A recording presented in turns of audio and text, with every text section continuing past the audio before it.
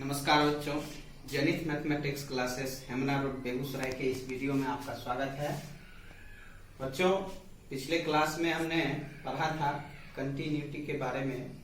Continuity होता क्या है, हमने देखा था कि कंटिन्यूटी निकालने के लिए सबसे पहले जो हमारा जरूरी चीज होता है वो है किसी फंक्शन का लिमिट एग्जिस्ट होना।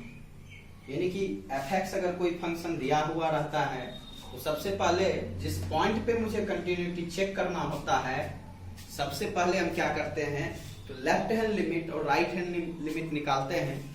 अगर दोनों इक्वल होता है तो हम कहते हैं कि फंक्शन जो है वो हमारा कंटिन्यूटी के लिए एग्जिस्ट कर रहा है। लिमिट जब एग्जिस्ट करता है तो हमारा जो है वो फंक्शन कंटिन्यूटी के लिए भी एग्जिस्ट करता है। और फिर जो है अगर कोई फंक्शन f(x) सपोज कीजिए दिया हुआ है और x = c पे हमारा चेक करना होता है, तो हम सबसे पहले लेफ्ट हैंड लिमिट निकाल लेते हैं f(x) का x = c पे, और राइट हैंड लिमिट निकाल लेते हैं। जब लिमिट एग्जिस्ट होता है तो उस केस में हम क्या करते हैं, fc का वैल्यू निकाल लेते हैं।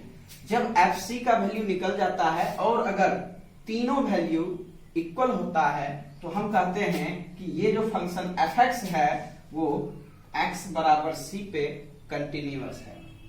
ठीक है बच्चों, ऐसा हमने पिछले की क्लास में पढ़ा था।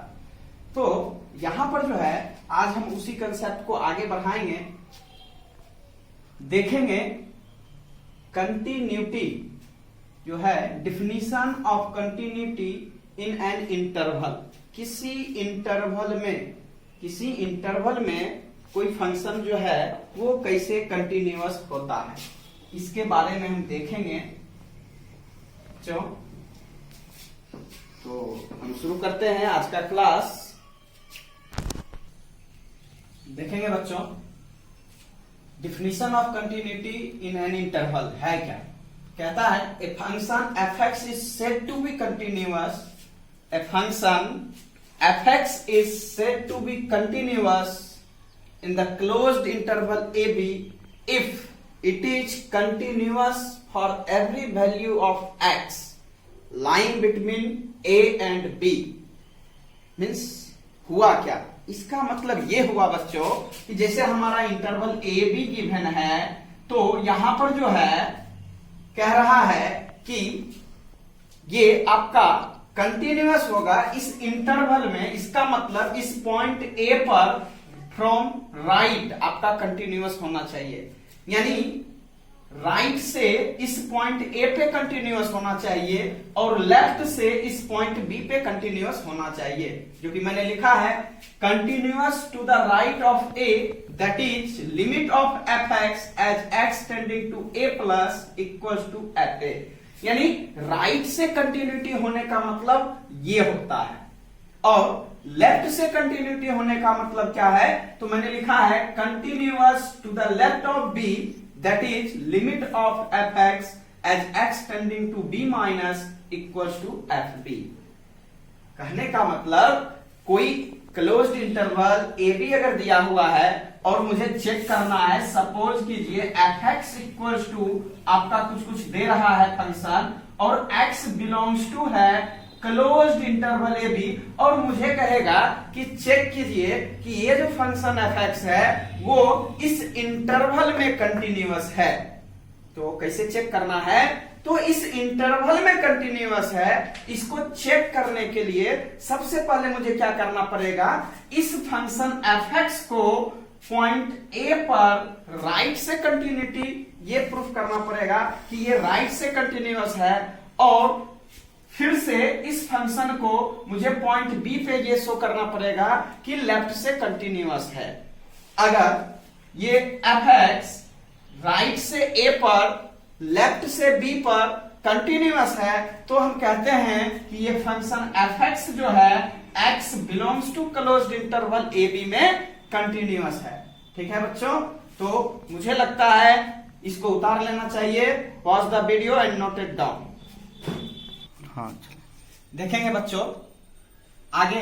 अगला टॉपिक है continuous at A point from left and right. किसी पॉइंट पे लेफ्ट से कंटिन्यूटी और राइट से कंटिन्यूटी कैसे होगा इसको हम देखेंगे। तो पहला पॉइंट हो गया, हमने देखा है कि लेफ्ट से कंटिन्यूटी होने का मतलब क्या होता है, तो limit of f x as x tending to c minus equals to f c होना चाहिए। तो मैंने लिखा है f x is said to be continuous from left at x equals to c if limit of f x as x tending to c minus equals to fc.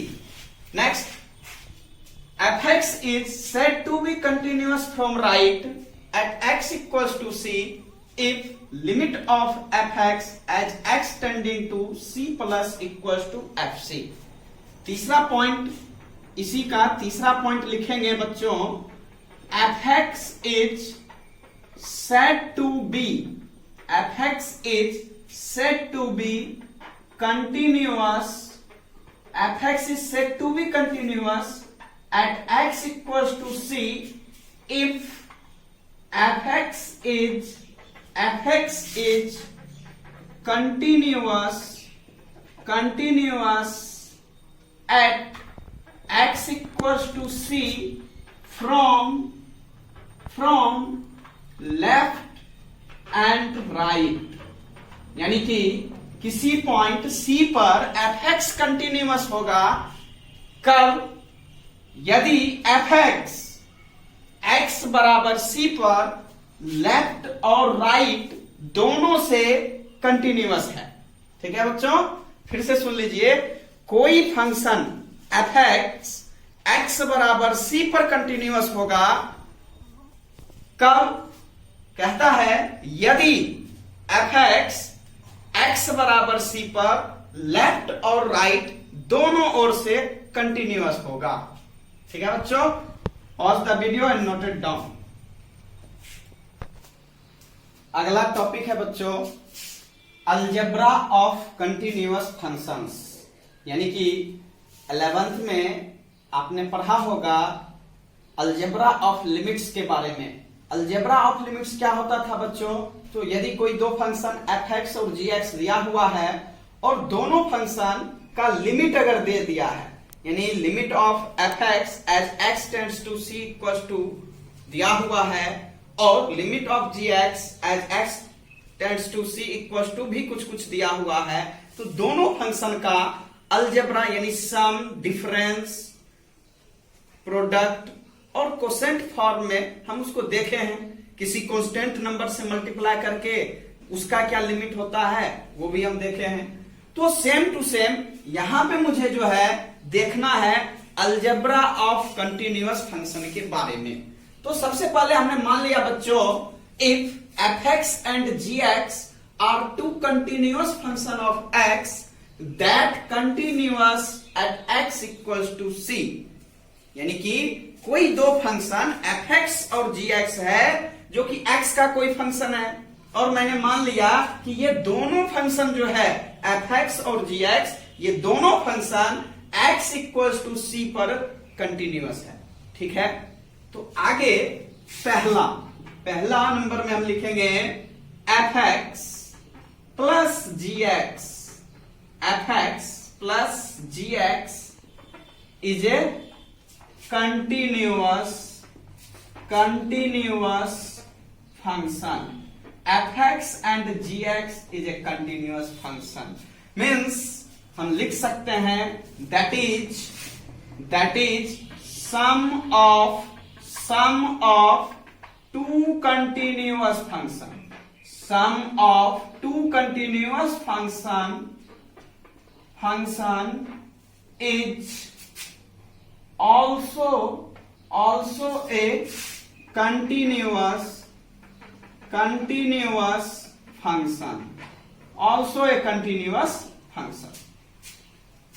Next, same to same हम लिखेंगे fx minus gx is a continuous function. ये भी आपका continuous होगा. Continuous function that is difference of two continuous function, two continuous function is also a continuous function, also a continuous function। ठीक है बच्चों।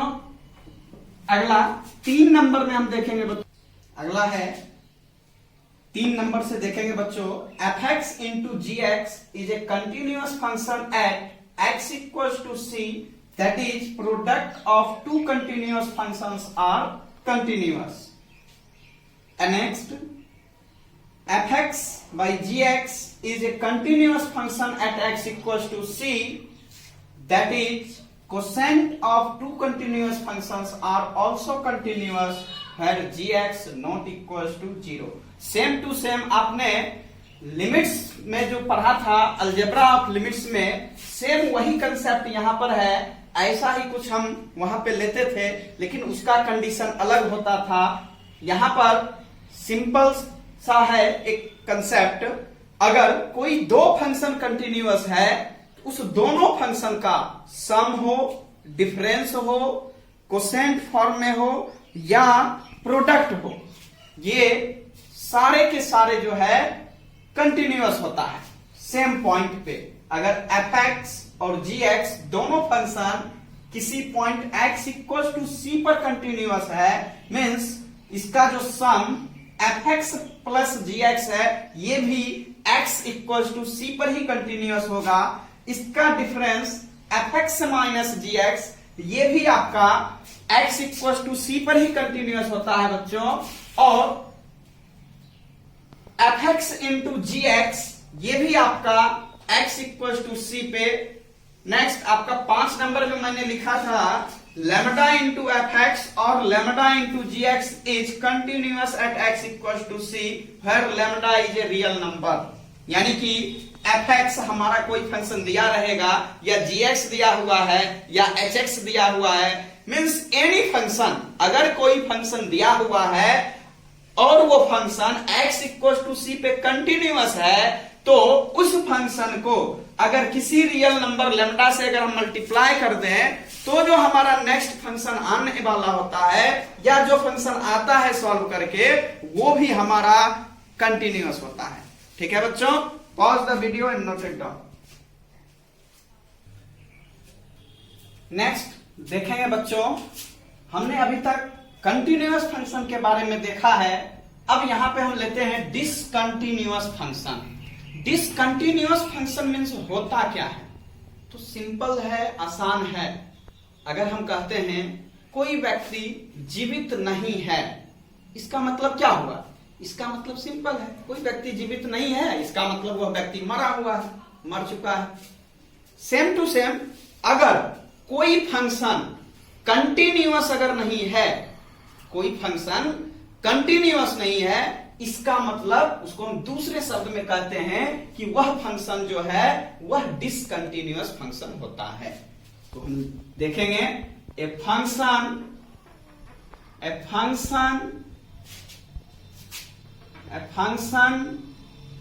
Is said to be discontinuous. A function is said to be discontinuous if that function is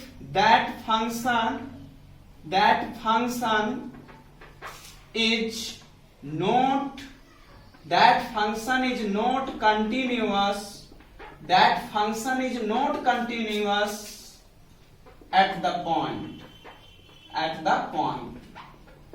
A function is said to be discontinuous if that function is not continuous at that point.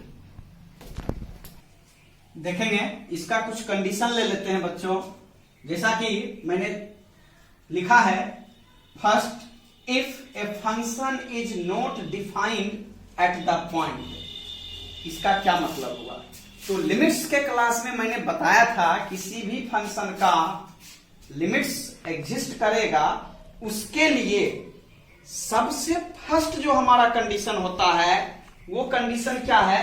तो वहां पे वो function exist होना चाहिए। fx जो है वो exist होना चाहिए। fx एग्जिस्ट होने का मतलब क्या होता है बच्चों? तो यहां पर कहता है कि 0/0 फॉर्म को नहीं पकड़े, 0/0 फॉर्म को नहीं पकड़े। अगर 0/0 फॉर्म को पकड़ रहा है मीन्स इनडिटर्मिनेट फॉर्म में अगर कोई फंक्शन है तो उस कंडीशन में फंक्शन एग्जिस्ट अगर नहीं होता है तो हम कहते हैं कि वहां पे लिमिट्स नहीं निकल सकता है।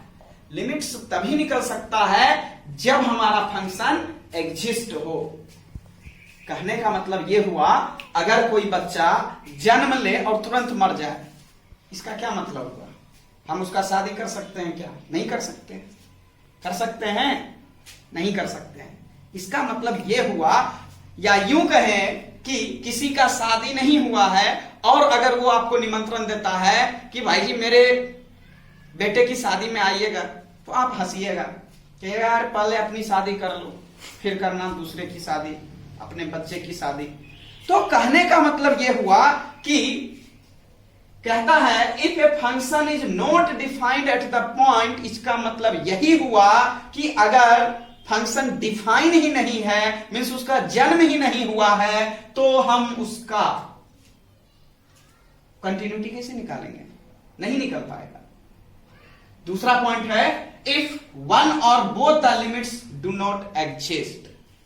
कहने का मतलब सपोज कीजिए फंक्शन हमारा एग्जिस्ट कर रहा है लेकिन लिमिट्स एग्जिस्ट नहीं कर रहा है। लेफ्ट हैंड लिमिट एग्जिस्ट नहीं किया, या हो सकता है राइट हैंड लिमिट एग्जिस्ट नहीं किया, या हो सकता है कि दोनों लिमिट्स, लेफ्ट हैंड लिमिट्स और राइट हैंड लिमिट्स दोनों एग्जिस्ट नहीं करता है।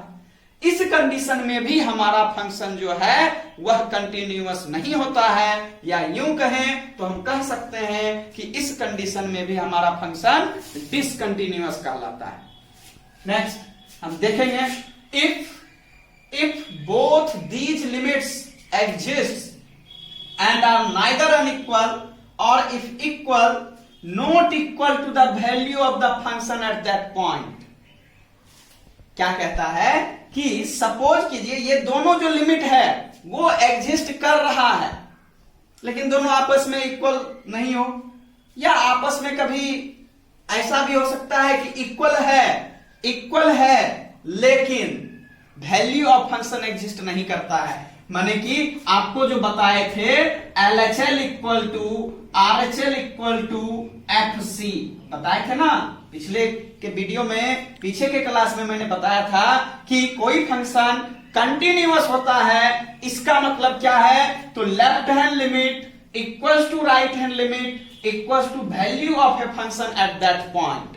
यानी जिस पॉइंट पे मुझे कंटिन्यूटी चेक करना होता है उस पॉइंट पे left hand limit, right hand limit और value of a function at that point means FC का वैल्यू जो है ये तीनों जब इक्वल होता है तो इस कंडीशन में हम कहते हैं बच्चों कि हमारा फंक्शन कंटिन्यूअस है, अदरवाइज डिसकंटिन्यूअस है। Next if either or both the limits are infinity, इसमें से कोई एक लिमिट, लेफ्ट हैंड लिमिट या राइट हैंड लिमिट या दोनों का दोनों अगर इन्फिनिटी वैल्यू देता है तो इस कंडीशन में भी हमारा फंक्शन जो है डिसकंटिन्यूअस होता है। बच्चों pause the video and note it down. देखेंगे बच्चों अब कुछ सम स्पेशल नोट्स पे हम चर्चा करेंगे क्योंकि आपका जो है कुछ ऐसा पॉइंट है, कुछ ऐसा फंक्शन है जो आप 11th के क्लास में पढ़े थे, जैसा कि polynomial function, rational function, exponential function, logarithmic function, trigonometric function means sine, cos, tan, ये सब ठीक है। तो ये टाइप्स ऑफ फंक्शन जो है आपने 11th के क्लास में पढ़ा था। मॉडुलस फंक्शन होता है, सिग्नम फंक्शन होता है, ग्रेटेस्ट इंटीजर फंक्शन होता है। तो ये सब मैंने 11th के क्लास में आपको बताया है टाइप्स ऑफ फंक्शन में, तो एक बार उसका रिवीजन जरूर कर ले।